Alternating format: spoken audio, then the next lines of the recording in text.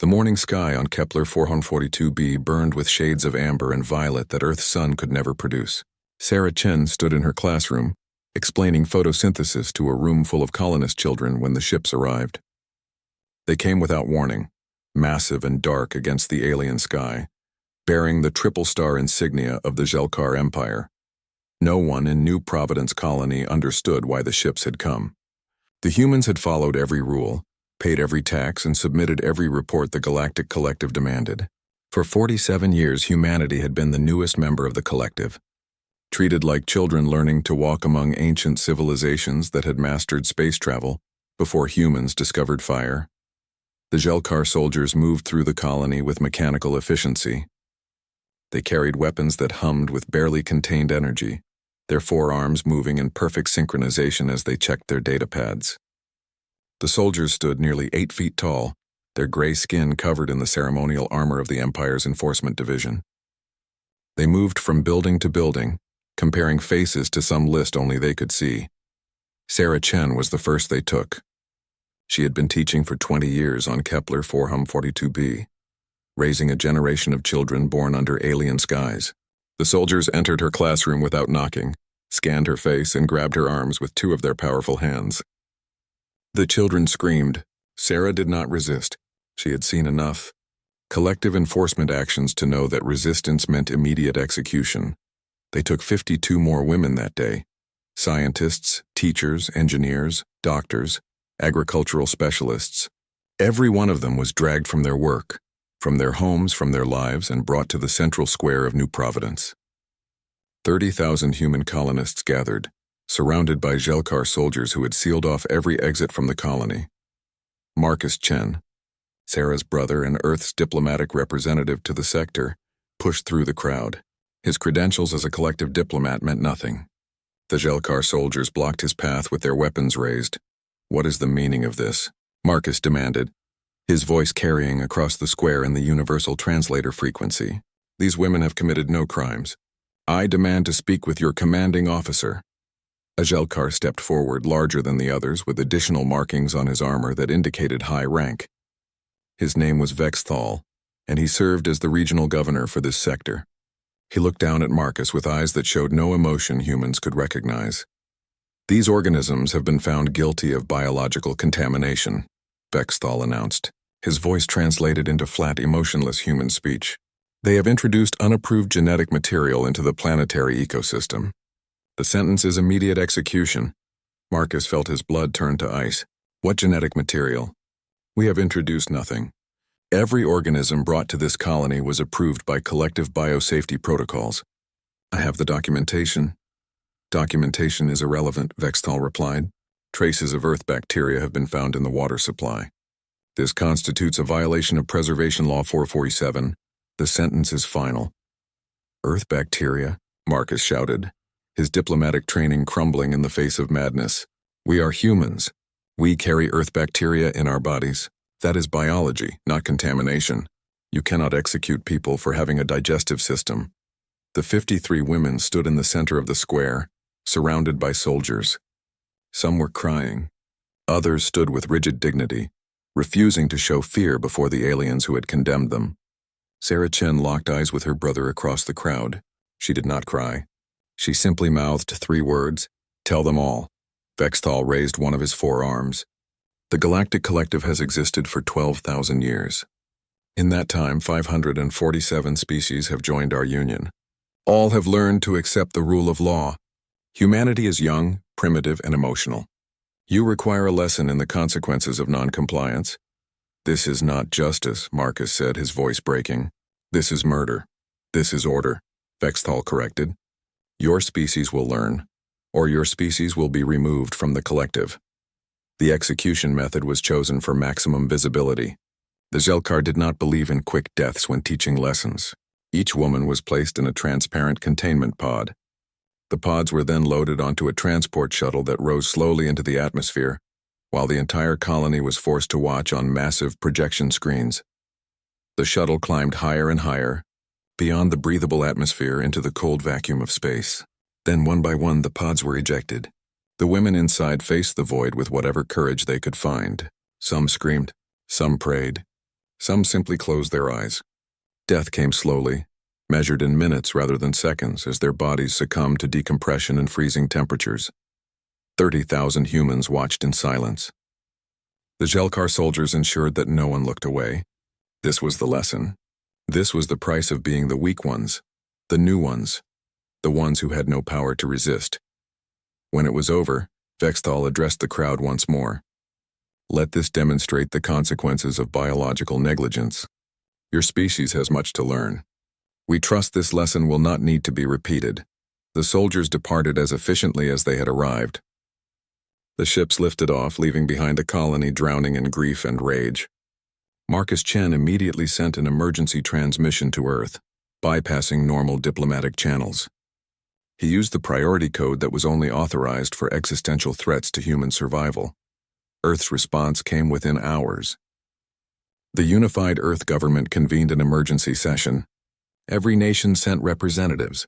Every human being on Earth and in the colonies watched as their leaders addressed the crisis. They demanded justice from the Galactic Collective. They demanded trials, evidence, accountability. The Collective Council met 3 weeks later. Representatives from hundreds of species gathered in the Great Assembly that orbited the collective capital world. The Council listened to Earth's complaint with the patience of the ancient and powerful listening to the desperate and weak. Their verdict was delivered by the Council's speaker, a being of pure energy from a species so old they had forgotten their original physical form. The speaker's words were translated into every language in the galaxy simultaneously. The Jelkar Empire acted within the boundaries of collective law. Biological contamination is a serious offense. The punishment, while severe, was legally administered. As compensation for emotional distress, the Jelkar Empire will pay Earth a fine of 50,000 credits. This matter is now closed. 50,000 credits, less than 1,000 credits per life. Less than the cost of a small transport shuttle. Marcus Chen stood before the council and spoke words that would echo through history. You have made a mistake today. You believe you have taught humanity a lesson? You have. But I do not think it is the lesson you intended. He left the council chambers and transmitted a single coded message to Earth. The message contained just 2 words. They refused. On Earth. In Geneva, the Secretary General of the Unified Earth Government stood before the General Assembly. For the first time in human history, every nation voted unanimously on a single resolution. They called it Protocol Ragnarok. Within 24 hours, every human diplomat in collective space received orders to return home. Every human ship, every human station, every human outpost began preparations for immediate withdrawal. Humanity was going silent. The galaxy would not understand what this meant until it was far too late. The withdrawal happened faster than anyone in the Galactic Collective thought possible. Within 1 month, every human presence outside the Sol system vanished. Embassies emptied overnight. Trade ships returned to Earth and never left again. Communication channels went dark. The colonies at Kepler 442b, Proxima Centauri, and TRAPPIST-1 began recalling every non-essential person back to human-controlled space. The Collective's intelligence agencies watched with growing confusion. The Zelthran species, who prided themselves on information gathering, sent probe after probe toward human space. Every single probe was intercepted at the boundaries of the Sol system and destroyed. No warnings were given, no explanations were offered. The probes simply ceased to exist. Ambassador Krelix of the Zelthran presented his findings to the Council 6 weeks after the withdrawal began. He was a careful being, known for his measured words and analytical mind. His species had survived for 8,000 years by knowing when to fight and when to flee. Something is happening in human space, Krelix reported, his 3-fingered hands gesturing at holographic displays. We are detecting massive energy signatures, resource movements on a scale that makes no sense for a species of their size. Their asteroid belt is being systematically harvested. Energy output from their home planet has increased by 400%. Let them hide in their corner of space, Vexthal responded with dismissive wave of his 4 arms. They are children throwing a tantrum. When they grow hungry enough, they will return and apologize. Then we will teach them proper humility. But Krelix was not convinced. His species had studied humanity more carefully than most. They had watched human entertainment broadcasts, analyzed human literature, and examined human history. What they found disturbed them deeply. "With respect, Governor Vexthal, I do not believe humans are hiding," Krellick said carefully. "I believe they are preparing." "Preparing for what?" another council member asked. "A floating jellyfish-like being from the aqueous depths. They have 17 warships total. The collective has more than 40,000. The Jelkar Empire alone commands 5,000.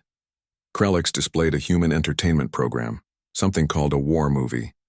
The council members watched as humans depicted themselves in endless scenarios of conflict: invasion from space, nuclear war, zombie apocalypses, artificial intelligence uprising, asteroid impacts. Every possible way a civilization could end, humans had imagined it and created entertainment about surviving it. Every other species creates entertainment about exploration, philosophy, or mating rituals, Krellick explained. Humans create entertainment about extinction. They simulate warfare for fun. Their children play games about combat. Their history is an unbroken chain of conflict stretching back 10,000 years. They have never known true peace. Primitive barbarism, Vexthal scoffed. This proves they are not suited for civilized society. Perhaps, and Krellick conceded. Or perhaps it proves something else. Every species in the collective evolved on worlds where they became the dominant predator. We learned to cooperate because cooperation was efficient. Humans evolved on a death world where everything tried to kill them. They learned to cooperate because it was the only way to survive. They are not peaceful by nature. They are peaceful by choice. And we have given them a reason to make a different choice. The council dismissed Krellick's concerns. The collective had existed for 12,000 years. They had absorbed hundreds of species. Some resisted at first, but all eventually accepted the natural order. Humanity would be no different. But inside human space, something unprecedented was happening. Protocol Ragnarok was not a military plan. It was a complete restructuring of human civilization with a single purpose: war. Earth's 10 billion people had voted. 97% approved the measures. The 3% who voted against were given the option to leave for neutral colony worlds. Most chose to stay. They understood what was at stake. Every human above the age of 16 was now part of the war effort. The factories that once produced consumer goods now produced weapons. The shipyards that built cargo vessels now constructed warships. The farms that had fed a growing population now operated on maximum efficiency to support what was coming. Admiral Sarah Okonkwo stood in the command center of humanity's new military headquarters, deep beneath the surface of Luna. She had been a Navy captain before the execution. Now she commanded all of Earth's military forces. The promotion had come with a terrible cost. One of the 53 women executed on Kepler 442b had been her younger sister, Jennifer. Sarah looked at the holographic display showing the locations of Jelkar military assets. Her team had been gathering intelligence for 47 years, since the day humanity joined the collective. Every human diplomat, every human trader, every human tourist had been gathering information. The collective had thought humans were simple, curious explorers. They never realized humanity was studying them. "How many ships will be ready in 6 months?" Sarah asked her chief engineer. 3,000 combat vessels, the engineer replied. Another 5,000 converted cargo ships with weapons platforms. And the asteroids are ready. The asteroids were humanity's secret. For decades, humans had been slowly and carefully placing drives on selected asteroids, disguising them as mining operations. Each asteroid had been turned into a kinetic weapon, capable of accelerating to a significant percentage of light speed. The collective knew humans mined asteroids. They had no idea humans had turned them into bullets. Dr. James Reeves entered the command center carrying data pads filled with psychological profiles. He had spent his entire career studying alien species, understanding how they thought, what they feared, what they valued. Now his knowledge had a new purpose. "The Jelkar have a weakness," James explained, bringing up neural scans of the species. "Their sensory organs are highly sensitive to specific frequency ranges. Sounds that humans would find merely annoying would be agonizing to them. Their hierarchical society means they follow orders without question. But if we eliminate their commanders, the lower ranks become paralyzed with indecision." "Can we exploit that?" Sarah asked. "We can do more than exploit it," James said with a grim smile. "We can weaponize it." The preparations continued in secret. Humanity had learned patience from 47 years of being treated as inferior. They smiled and bowed, and followed the rules while gathering every scrap of information they could find. Now they would use that information, but the most terrifying aspect of humanity's preparation was not their weapons or their ships. It was their mindset. Every human soldier, every pilot, every crew member carried something with them, a list of 53 names. The women who had died were not statistics. They were people. They had families, friends, students, colleagues. Every human knew at least one of their stories. Jennifer Okonkwo had been a botanist. She loved orchids and spent years developing new hybrid strains. She wrote letters to her sister Sarah every week, filled with descriptions of alien plants and hopes for the future. Dr. Maya Patel had been a mathematician. She had 3 children back on Earth. She had gone to Kepler 442b to teach because she believed in spreading knowledge. Sarah Chen had been a teacher who loved her students more than anything. Her brother Marcus would never forget the last words she mouthed to him. Tell them all. These were not nameless victims. These were mothers, sisters, daughters, friends, and humanity was going to make the galaxy understand the cost of taking them. The collective continued with its business, unaware of what was building in human space. Trade continued. Diplomatic relations between other species proceeded normally. The galaxy moved forward as it always had. Only a few voices warned of the danger. Krelix of the Zelthron continued his research, growing more alarmed with each passing week. He sent reports to the Council, but they went unread. Ambassador Krelix requested permission to contact humanity directly, to negotiate, to find some way to de-escalate. His requests were denied. 6 months after the withdrawal began, Vexthal made his fatal mistake. Angered by humanity's silence and eager to reassert the Empire's dominance, he assembled a fleet of 200 warships. He would go to Earth, demand their formal submission, and if they refused, he would demonstrate the consequences of defiance. The fleet departed from Gel Prime with great ceremony. 200 of the Empire's finest ships, each capable of destroying a city with a single salvo. Vexthal commanded from the flagship, confident in his power, certain of his victory. The journey to Earth would take 3 weeks. Vexthal spent that time composing the speech he would give when humanity surrendered. He would be magnanimous in victory. He would accept their apology and allow them to return to the collective, though with significant restrictions. Perhaps he would even reduce the tribute they would be required to pay. His fleet crossed into the Sol system on a Tuesday. Earth's sun burned bright before them, a yellow star unremarkable compared to the great binary suns of the Empire. Vexthal ordered his ships into formation and began broadcasting on all frequencies, demanding that Earth respond. The silence continued for exactly 17 seconds. Then humanity answered, and the galaxy would never be the same. Vexthal's fleet detected nothing as they passed Mars. The red planet hung silent in space, its human colonies apparently abandoned. The sensors showed no weapons, no defenses, no ships, just empty stations and quiet bases. The governor allowed himself a moment of satisfaction. Humanity had fled before the Empire's might.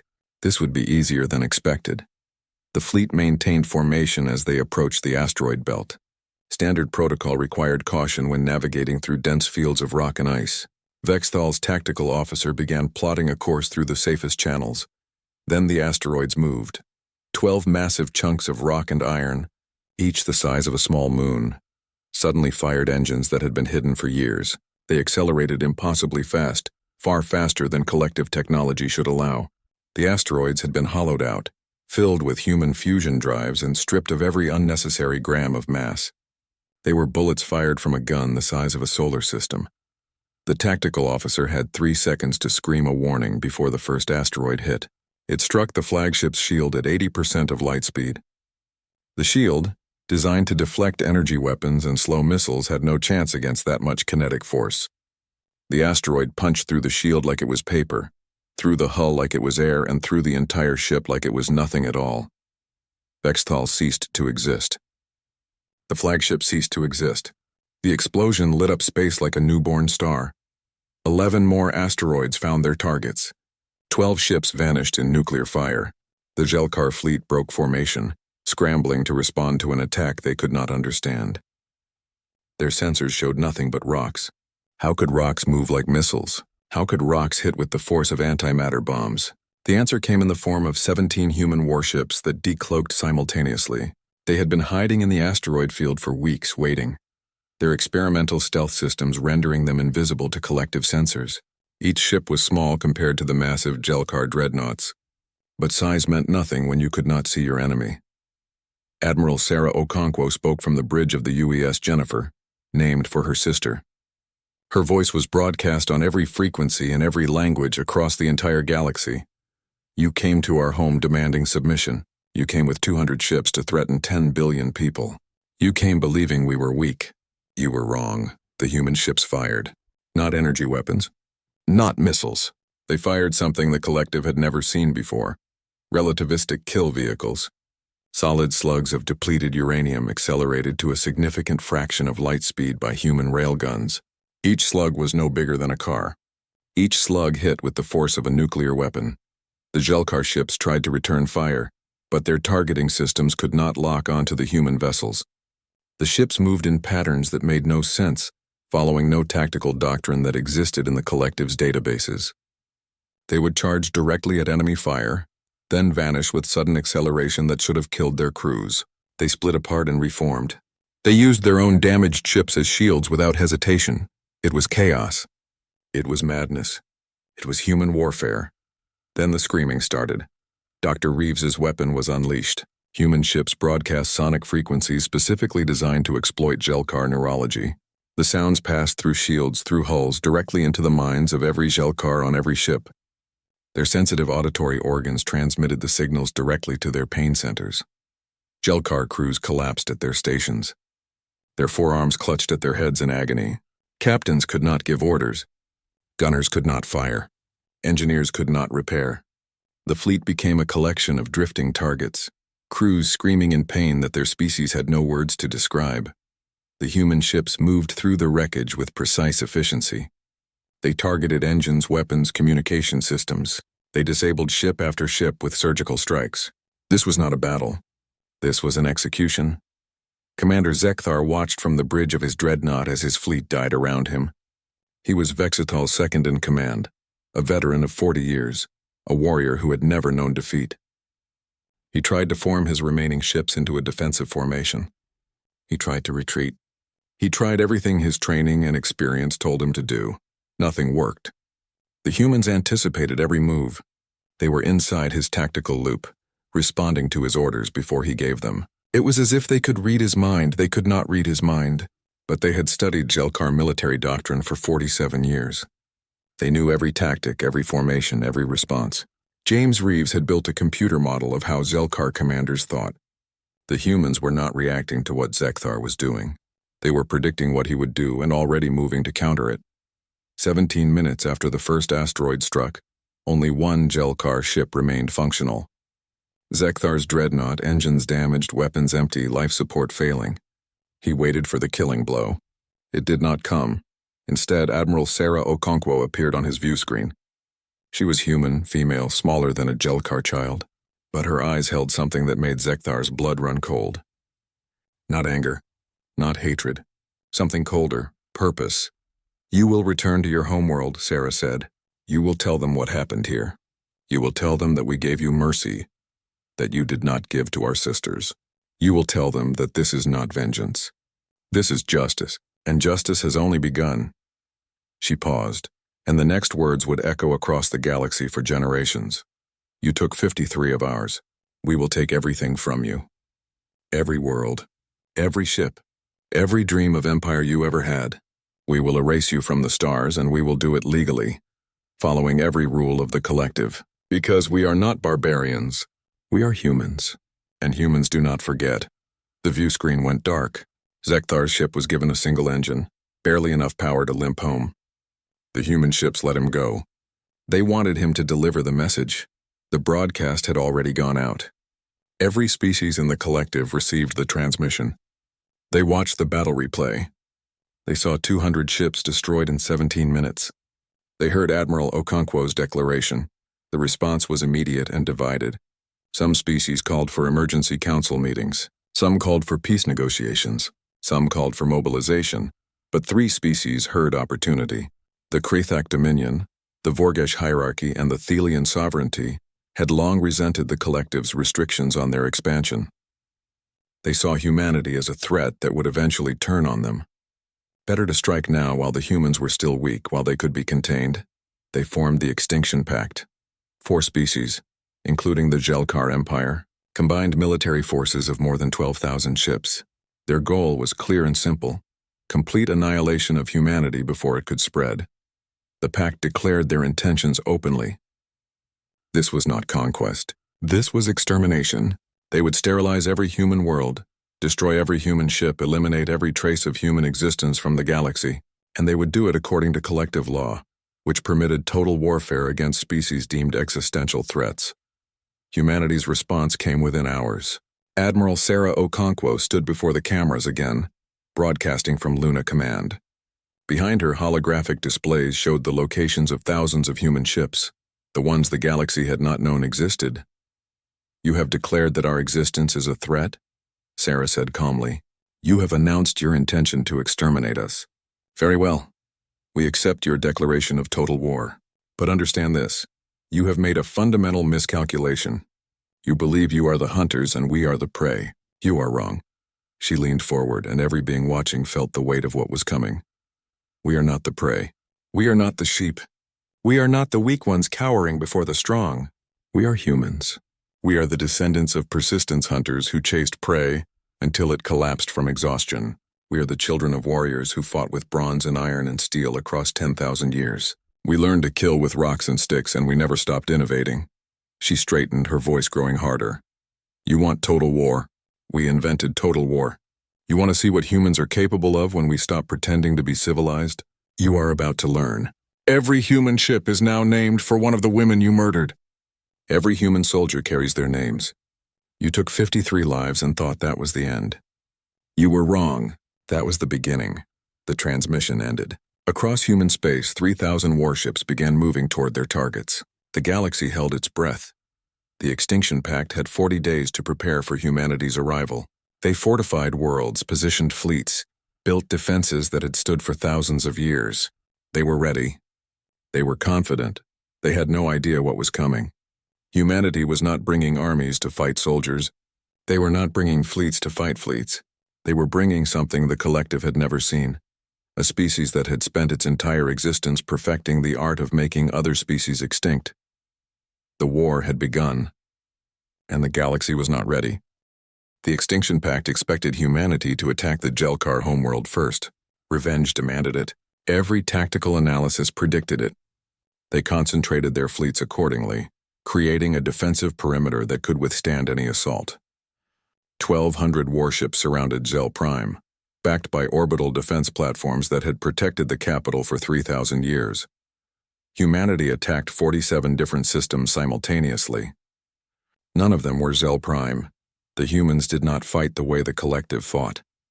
When the collective waged war, they sought glorious battles between matched fleets. Honor demanded it. Tradition required it. Wars were won by superior tactics and brave warriors facing each other across the void. Humans did not care about honor. They cared about winning.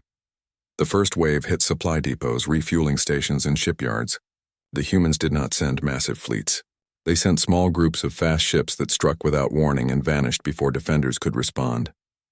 They used the collective's own hyperspace lanes against them, calculating jump points that no other species would consider safe. Human pilots pushed their ships through gravity wells and radiation storms that should have killed them.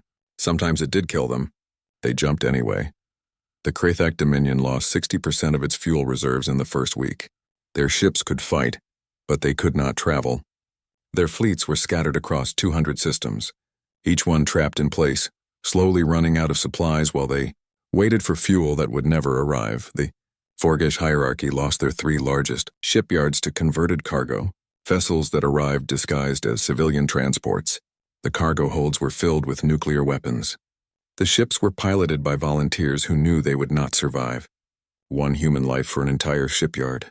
The math was brutal, but humans had learned long ago that sometimes sacrifice was necessary. But the attacks on infrastructure were just the opening move. The real horror came when humanity revealed what they had learned about psychological warfare. The Thelian sovereignty received messages on their military networks. Videos showed Thelian prisoners of war being treated according to collective conventions. Fed, housed, given medical care. Everything was legal, everything was proper. Then the video showed something else. Thelian prisoners being asked questions about their families, about their homes, about their children. The Thelian military command watched in growing horror as they realized what the humans were doing. They were learning. Every prisoner was a source of intelligence, not just military intelligence, cultural intelligence, psychological intelligence. The humans were building profiles of every ship, every crew, every captain in the sovereignty fleet. Then the targeted broadcasts began. Human ships would approach a Thelian vessel and transmit a message to the captain. The message would include the captain's name, his family's names, the location of his home, and images of his children. The message would explain that the humans knew everything about him. They knew his fears, his hopes, his psychological weaknesses. And then it would give him a choice: surrender or watch his crew die while the humans exploited every vulnerability they had identified. Some captains resisted. Their ships were destroyed with frightening efficiency, targeted strikes hitting exactly the systems that their psychological profiles indicated they would try to protect. Other captains surrendered. The collective had never seen surrender as shameful, but they had never faced an enemy that weaponized information like this. The Jelkar Empire responded with traditional tactics. They gathered their scattered fleets and launched a massive counter-offensive toward humanity's colonies. If they could not protect their own infrastructure, they would destroy humanity's.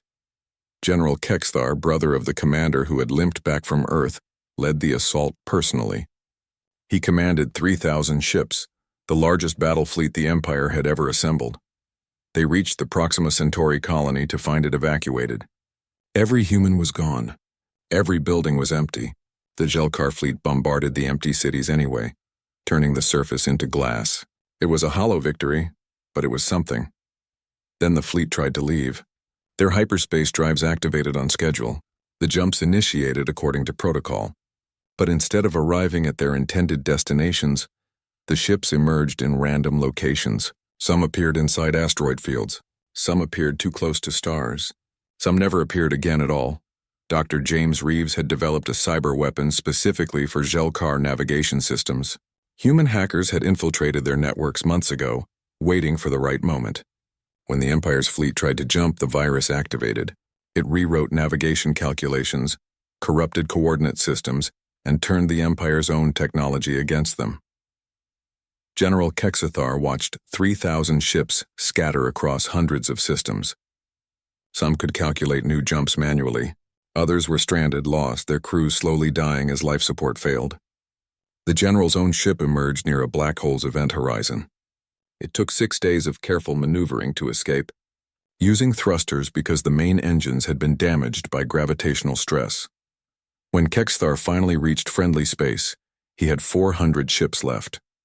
3,000 had become 400 without humanity firing a single shot at most of them.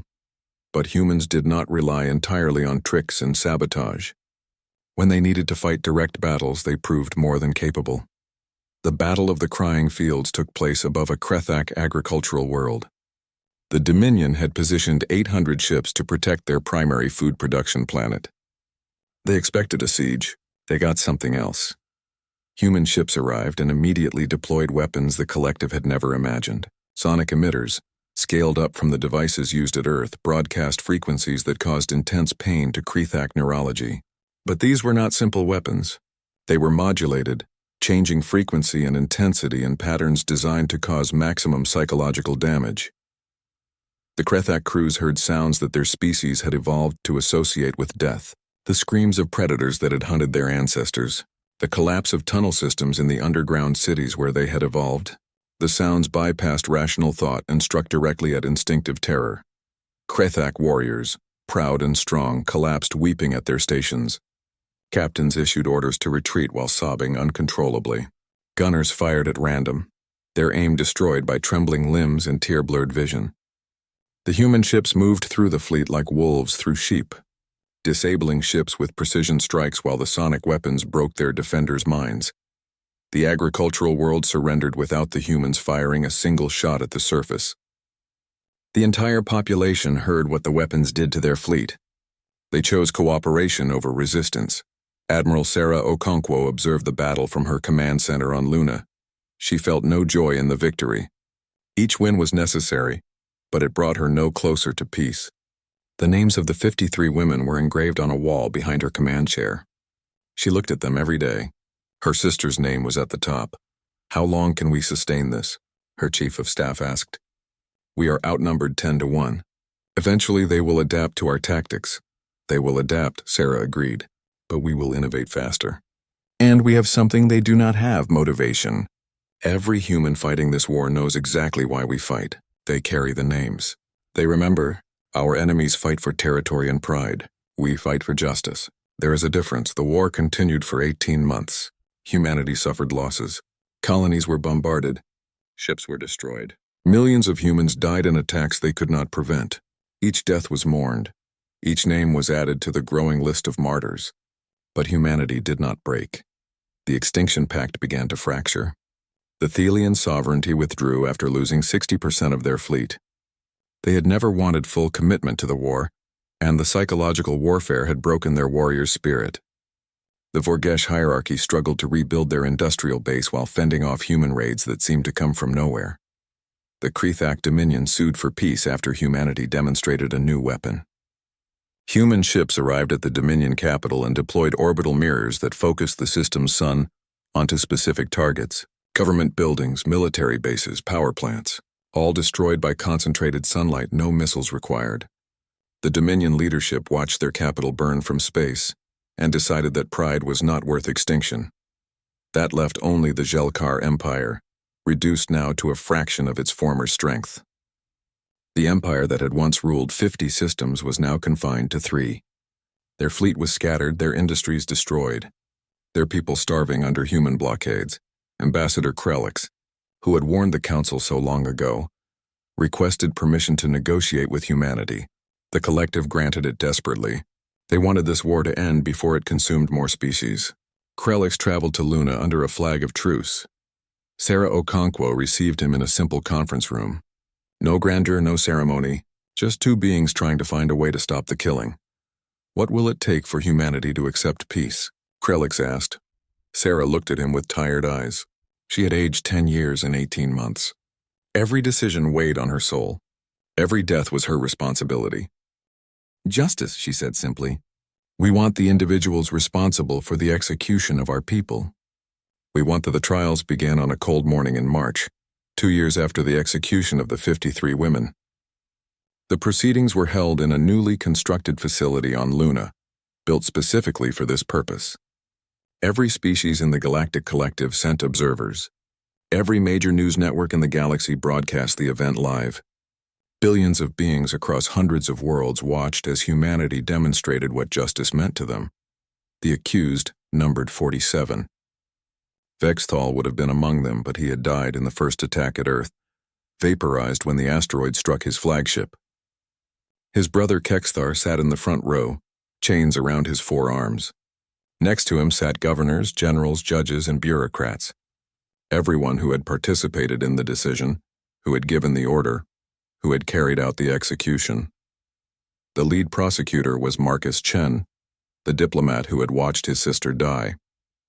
He had spent 2 years preparing for this moment, gathering evidence, documenting every communication, every order, every action that led to that terrible day on Kepler 442b. "This is not a trial of war," Marcus began, his voice steady despite the weight of what he carried. "This is a trial for murder. The defendants claim they acted according to collective law. We will prove they did not. We will prove that they manufactured false evidence of biological contamination. We will prove that they denied the accused any opportunity for defense. We will prove that they executed 53 innocent beings as a demonstration of power, not as an act of justice." The trial lasted 6 weeks. Evidence was presented in meticulous detail. Communications between Jelkar officials showed that they knew the contamination charges were false. The bacteria found in the water supply were natural, expected, and harmless. They were the same bacteria that lived in every human digestive system. The charges had been invented to justify an execution that was always intended to happen. The defense argued that the defendants had believed the charges were real. They claimed cultural misunderstanding. They pleaded for mercy based on the suffering the Gelkar people had already endured during the war. Marcus Chen listened to every argument. Then he presented his final evidence. Testimony from survivors, from witnesses, from the families of the women who had died. A holographic recording showed Sarah Chen in her classroom, teaching children about plants, her face full of joy and hope. Another recording showed Dr. Maya Patel reading stories to her students, her voice gentle and kind. These were not statistics, Marcus said, his voice breaking for the first time. These were people. They were sisters and mothers and daughters and friends. They were teachers who loved their students. They were scientists who dreamed of understanding the universe. They were human beings with hopes and fears and loves and dreams, and they were murdered to make a political point. The tribunal consisted of judges from 7 different species, chosen for their reputation for fairness. They deliberated for 3 days. The galaxy waited. The verdict was unanimous, guilty on all counts. The evidence was overwhelming. The executions on Kepler 442b had been murder, dressed in the language of law. The defendants had known it at the time. They had proceeded anyway. The sentence was delivered by the head judge, a being from a species that had existed for 12,000 years and had never been accused of injustice. The collective was founded on the principle that law must serve justice, not power, the judge said. These defendants used law as a weapon against the innocent. They perverted justice to satisfy pride. The sentence is death, to be carried out in the same manner as their victims died. Some species protested. Execution by atmospheric ejection was considered barbaric by many. But humanity insisted. This was justice, not vengeance. The punishment would mirror the crime. On the day of execution, the 47 condemned were brought to a transport shuttle. Chains were removed. They were given the same transparent pods that the 53 women had been forced into. The shuttle lifted off from Luna, carrying them up through the thin atmosphere and into the void beyond Earth's gravity well. Admiral Sarah Okonkwo stood at the observation window watching. She thought about her sister Jennifer, who had loved flowers and beauty and life. She thought about Sarah Chen, who had mouthed "tell them all" in her final moments. She thought about all 53 women who had died for no reason except to demonstrate power. The pods were ejected one by one. The condemned faced the same terror, the same slow death, the same helpless ending that they had inflicted on others. It took 14 minutes for all of them to die. Sarah watched every second. She owed them that much. She owed her sister that much. When it was over, Sarah turned away from the window and addressed the galaxy one final time. "Justice has been served," she said. "But justice alone is not enough. The law that allowed this atrocity to happen must be changed. Humanity will not leave the collective. We will reform it." The reformation took another year. Humanity, backed by dozens of species who had been secretly dissatisfied with collective governance, proposed sweeping changes. The debate was intense. Some species resisted. Others embraced the changes. Eventually, compromise was reached. The new collective laws were known as the Protocols of Remembrance, though most beings called them the 53 Laws. They established fundamental rights for all species: the right to a fair trial, the right to present evidence, the right to appeal. They limited the authority of enforcement officials. They required oversight and accountability. They made it impossible for what happened on Kepler 442b to ever happen again. But the most significant change was this: humanity became the collective's military enforcement arm. When disputes arose that required force, human ships would be called. When pirates threatened trade routes, human fleets would respond. When aggressive species needed to be contained, human tactics would be employed. The galaxy had learned a terrible lesson. Humans were exceptional at violence.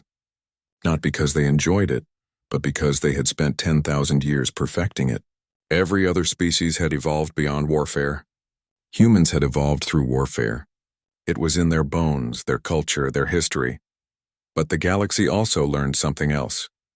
Humans only used violence when they believed it was necessary.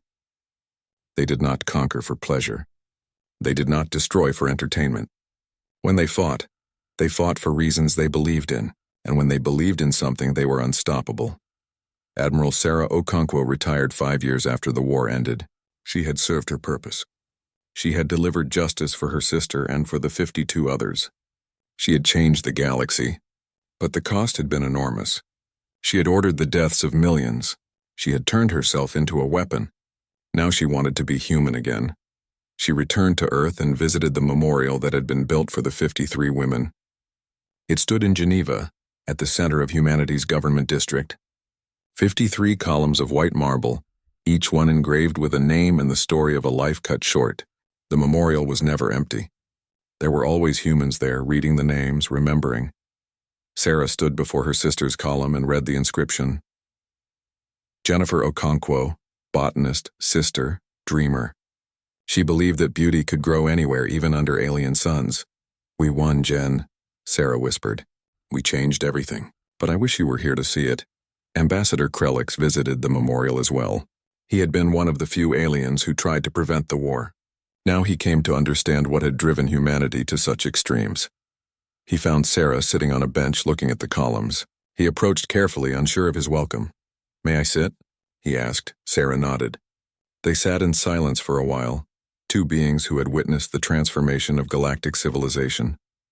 "My species has studied yours extensively since the war," Krelix said.